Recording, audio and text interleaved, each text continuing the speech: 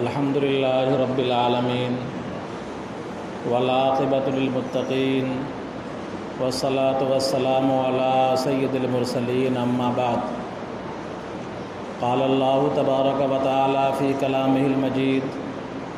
اعوذ باللہ من الشیطان الرجیم بسم اللہ الرحمن الرحیم انا ارسلناک شاہدا ومبشرا ونذیرا لتؤمنوا باللہ ورسولہ وتعزروہ وتوقروہ وتسبحوہ بکرۃ واصیلا وقال تعالی فی موضع آخر انا اعطیناک الکوثر فصل لربک وانحر ان شانئک هو الابتر وقال تعالی فی موضع آخر تبت یدا ابی لہب وتب ما اغنی عنہ مالہ وما کسب سیصلی نارا ذات لہب وامرأتہ حمالۃ الحطب فی جیدها حبل من مسد صدق اللہ العظیم وقال النبی صلی اللہ علیہ وسلم لا یؤمن احدکم حتی اکون احب الیہ من والدہ وولدہ والناس اجمعین صدق اللہ العلی العظیم وصدق رسولہ النبی الکریم۔ محترم بزرگوں، عزیز ساتھیوں، ہم اور آپ کائنات کے آخری نبی جناب نبی کریم صلی اللہ علیہ وسلم کی امت ہے، اور آپ صلی اللہ علیہ وسلم کا مقام و مرتبہ ہم مسلمانوں کے نزدیک اور اہل علم و عقل اور اہل دانش کے نزدیک کتنا اونچا ہے، کتنا عظیم ہے، اس پر تفصیل سے بتلانے کی ضرورت نہیں۔ ہم اور آپ اچھی طرح جانتے ہیں کہ اس کائنات میں انسانوں کے سب سے بڑے محسن اگر کوئی ہیں تو جناب نبی کریم صلی اللہ علیہ وسلم ہیں، اس لیے کہ قرآن و حدیث کے خلاصے سے جو بات آیا ہوتی ہے وہ یہی ہے جس کو ایک لفظوں میں بیان کیا جاتا ہے کہ لولا کما خلقت الافلاق۔ یہ حدیث کا ٹکڑا نہیں ہے بلکہ ایک محاورہ ہے کہ اگر نبی کریم صلی اللہ علیہ وسلم کی تخلیق مقصود نہ ہوتی تو اللہ تبارک و تعالی اس کائنات کو نہیں بناتا۔ تو اس کائنات کی وجہ تخلیق جناب نبی کریم صلی اللہ علیہ وسلم ہے۔ کائنات کا جو نظام چل رہا ہے وہ آپ کا صدقہ ہے، کائنات میں جو خوبصورتی ہے وہ آپ کے حسن کا صدقہ ہے، کائنات میں جو روشنی ہے وہ آپ کے چہرہ انور کا صدقہ ہے،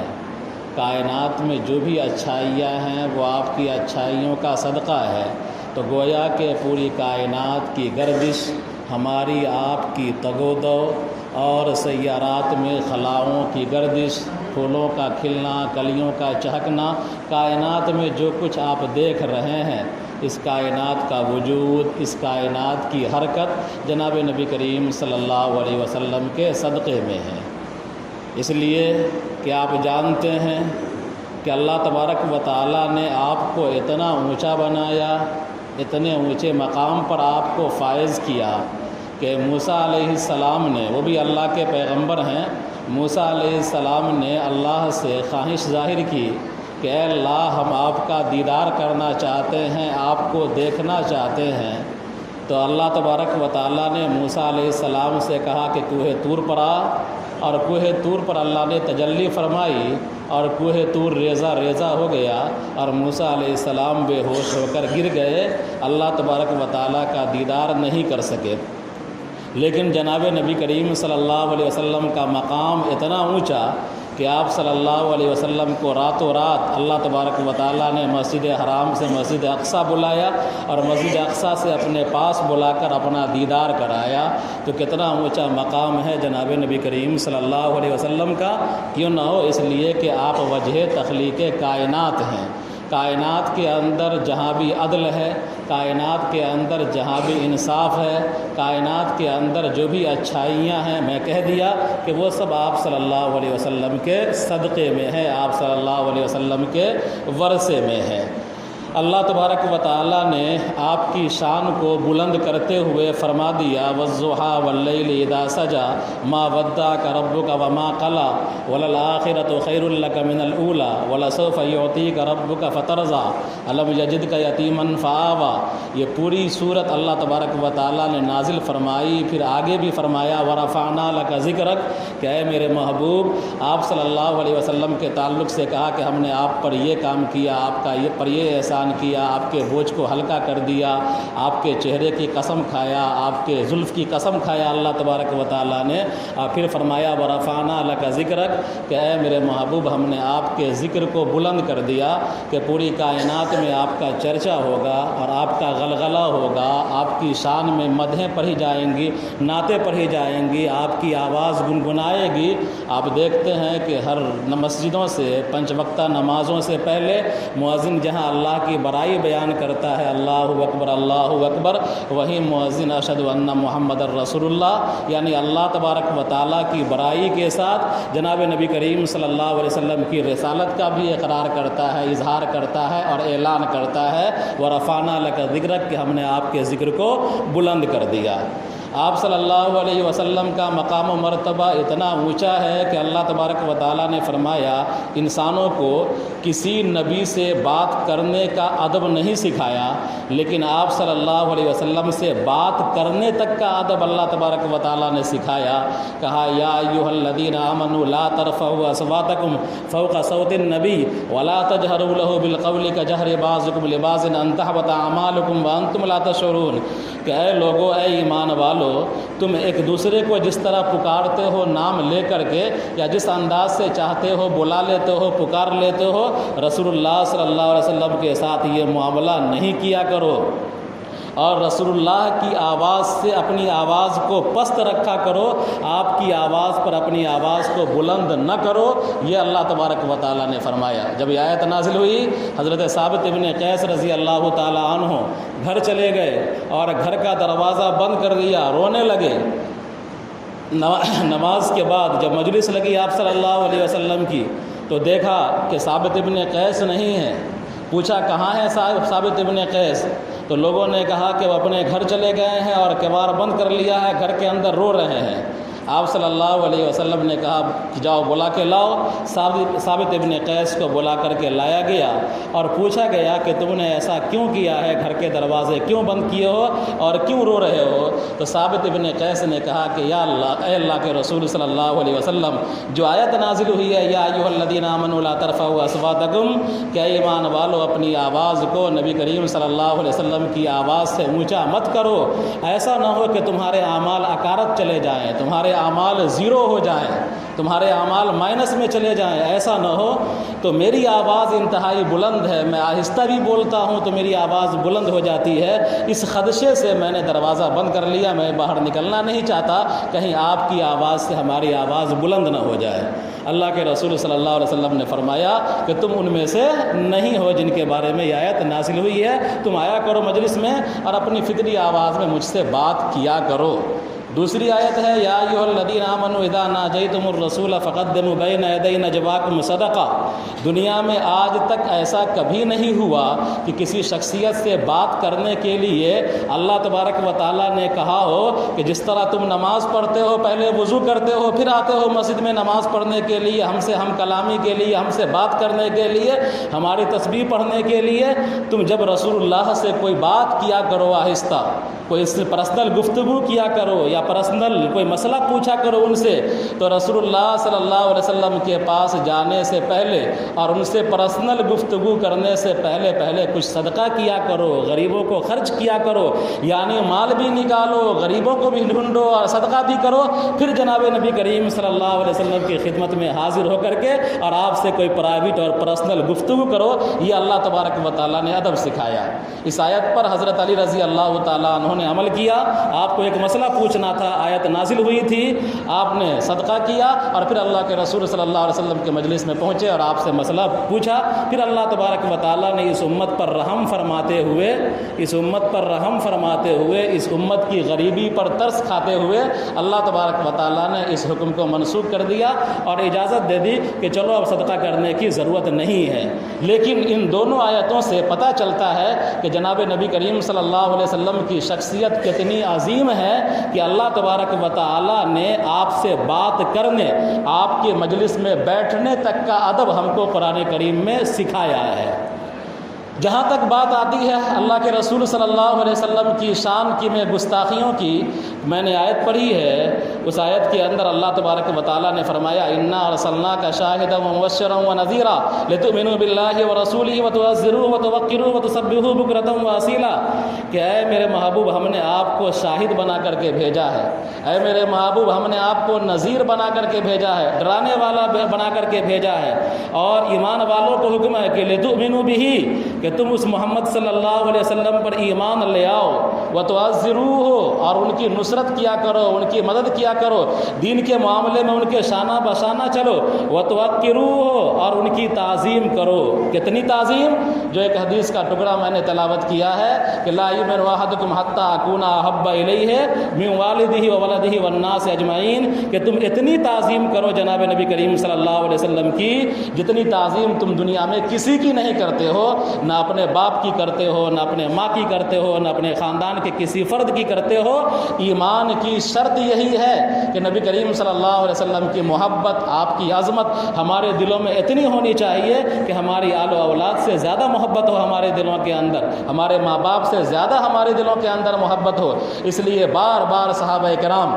جب نبی کریم صلی اللہ علیہ وسلم کی خدمت میں حاضر ہوتے تھے یا آپ صلی اللہ علیہ وسلم کے بارے میں کسی سے کچھ کہتے تھے تو بار بار ایک جملہ کہتے تھے، فدا ہو ابی و امی، یا رسول اللہ میرے ماں باپ آپ پر قربان، یا رسول اللہ میرے ماں باپ آپ پر قربان۔ یہ جملے احادیث کی کتابوں میں کثرت سے ملیں گے، تاریخ کی کتابوں میں کثرت سے ملیں گے کہ جب بھی رسول اللہ صلی اللہ علیہ وسلم کا تذکرہ کیا جاتا تو محدثین صلوات پڑھتے، محدثین درود پڑھتے، اور پھر بعض محدثین یہ جملہ لکھتے، فدا ہو ابی و امی، کہ میرے ماں باپ آپ پر قربان ہو۔ بہرحال گستاخی کی بات آ رہی تھی کہ اللہ تبارک و تعالیٰ نے تبت یدا ابی لہب وتب ما اغنی عنہ مالہ وما کسب سیصلی نارا ذات لہب وامرأتہ حمالۃ الحطب فی جیدہا حبل من مسد، اس سورے کے اندر انا اعطیناک الکوثر فصل لربک وانحر ان شانئک هو الابتر، اس سورے کے اندر اور دیگر مقامات پر بتلایا ہے کہ اللہ کے رسول صلی اللہ علیہ وسلم کی شان میں جو گستاخی کرتا ہے اس سے اللہ بھی انتقام لیتا ہے، اور اگر صحابہ کرام کو موقع ملتا ہے تو صحابہ کرام بھی مزاحمت کرتے ہیں، ان سے انتقام لینے کی کوشش کرتے ہیں۔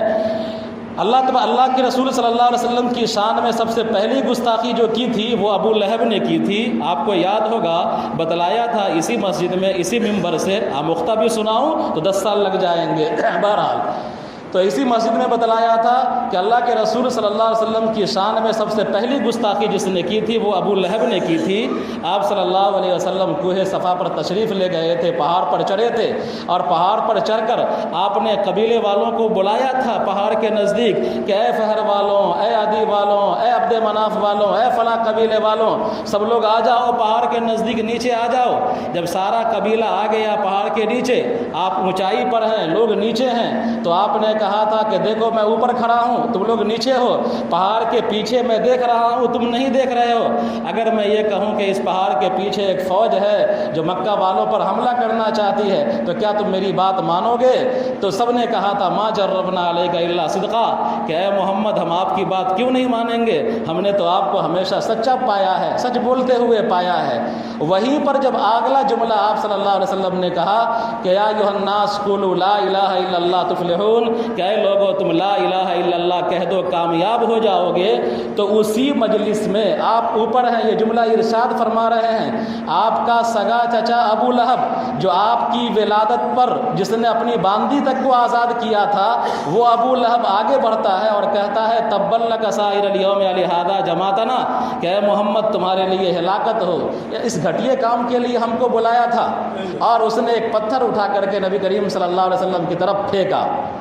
تو اس نے پہلی گستاخی جو کی وہ ابو لہب نے کی، آپ کے خاندان کا ایک فرد تھا، اس نے گستاخی کی سب سے پہلے۔ اللہ تبارک و تعالیٰ نے اسی انداز سے جواب دیا اور اتارا سورہ تبت یدا ابی لہب وتب۔ اس نے کہا تھا تبا لک سائر الیوم، اللہ تبارک و تعالیٰ نے بھی کہا تبت یدا ابی لہب وتب، کہ ٹوٹ جائے ابو لہب کے دونوں ہاتھ، وہ ہلاک و برباد ہو جائے۔ ابو لہب نے جو کچھ کہا کچھ ہوا نہیں، لیکن اللہ تبارک و تعالیٰ نے جو کہا ٹوٹ جائے ابو لہب کے دونوں ہاتھ اور وہ ہلاک و برباد ہو جائے، اس کا اثر یہ ہوا کہ کچھ دنوں کے بعد ابو لہب کو وہ برس کی بیماری لاحق ہوئی، بدن سے گوشت گل کر کے گرنے لگا اور تعفن اور بدبو پھیلنے لگا۔ اس کے خاندان کے افراد نے گھر سے نکال کر کوڑے کے ڈھیر پر ڈال دیا اور پھر وہیں پر اس کا انتقال ہوا، اور اس کے لاش سے اتنی بدبو آ رہی تھی کہ لوگ اس کے قریب نہیں جا رہے تھے۔ باہر سے لوگوں کو بلا کر گڈھا کھودا گیا لاش کے بازو میں، اور لاٹھی اٹھی باز تاس جو اس زمانے کا تھا اس کے ذریعے سے اس کے لاش کو گڈھے میں ڈال کر کے مٹی پاٹ دی گئی۔ یہ گستاخی کا انجام تھا۔ ابو لہب کا بیٹا عتیبہ،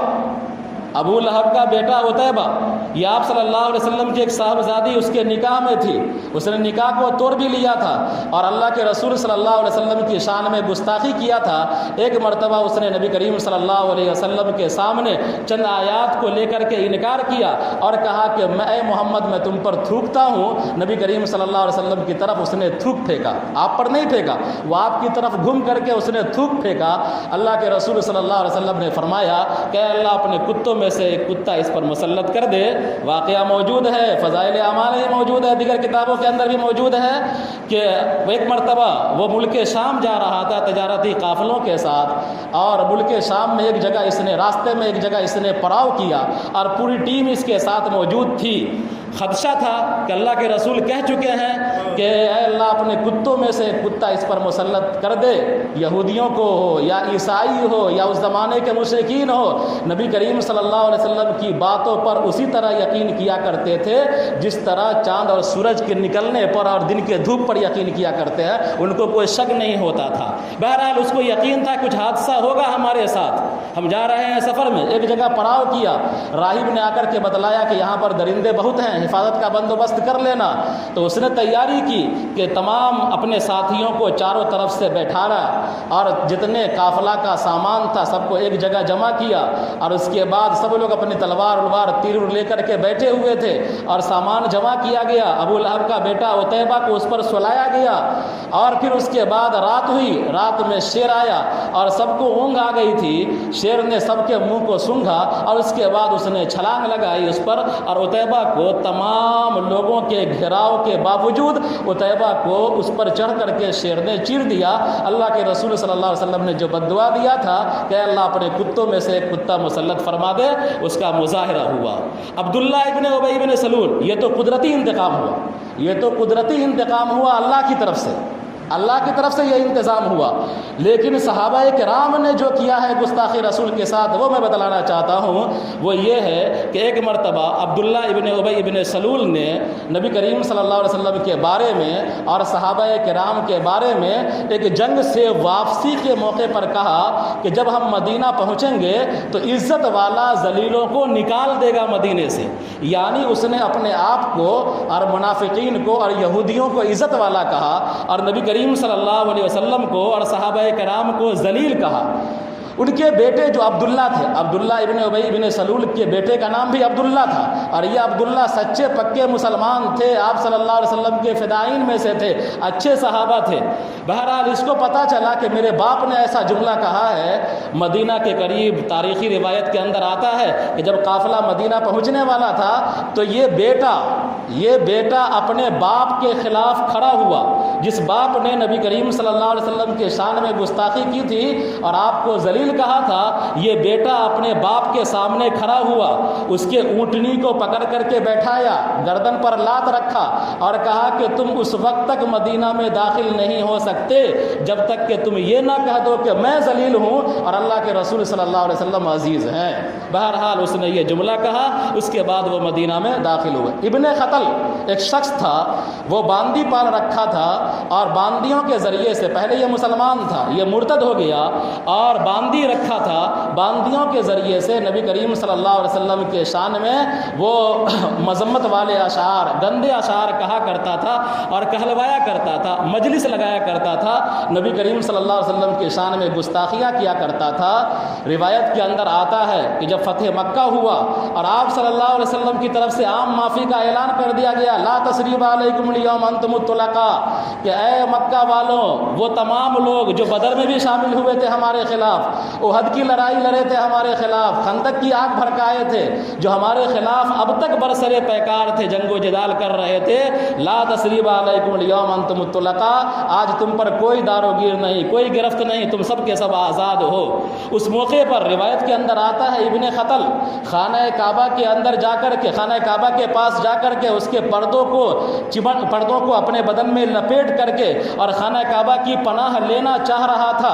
اور اللہ تبارک و تعالیٰ کی آیت ہے من دخلہ کان آمنا، کہ جو بیت اللہ میں داخل ہو جائے گا اس کو مارا نہیں جا سکتا، قتل نہیں کیا جا سکتا۔ اب ابن خطل مکہ میں خانہ کعبہ میں ہے اور پردوں کو پکڑے ہوا ہے، اور قرآن کا حکم بھی ہے کہ جو داخل ہو جائے مکہ میں خانہ کعبہ میں اس کو مارا نہیں جا سکتا، لیکن چونکہ وہ گستاخ رسول تھا اس لیے اس کی سزا قتل تھی۔ تو اس موقع پر صحابہ کرام آگے بڑھے اور اللہ کے رسول صلی اللہ علیہ وسلم کی اجازت سے ابن خطل کی بھی گردن اڑائی اور پھر اس کے ساتھ جو دو باندیاں تھیں اس کی بھی گردن اڑا دی گئی۔ تو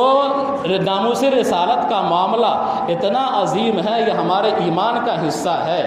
ہم اپنے ماں باپ کے خلاف گالیوں کو اور طعنوں کو برداشت نہیں کر سکتے، تو نبی کریم صلی اللہ علیہ وسلم کے خلاف طعنوں کو اور گالیوں کو ہم کیسے برداشت کر سکتے ہیں؟ تو نبی کریم صلی اللہ علیہ وسلم کی محبت، آپ کی عظمت ہمارے دلوں میں، ہم ایمان والوں کے دلوں میں ہم کو اپنے پوری کائنات سے زیادہ ہونا چاہیے۔ تو اللہ تبارک و تعالیٰ نے بھی گستاخان رسول سے انتقام لیا ہے قدرتی طور پر، اور صحابہ کرام نے بھی گستاخان رسول سے انتقام لیا ہے، اس کی مزاحمت کی ہے اور کوشش کی ہے کہ وہ معافی جب تک نہ مان لے تب تک ان کے اونٹ کو مدینہ میں داخل ہونے سے، بیٹے نے باپ کے اونٹ کو روکا ہے کہ جب تک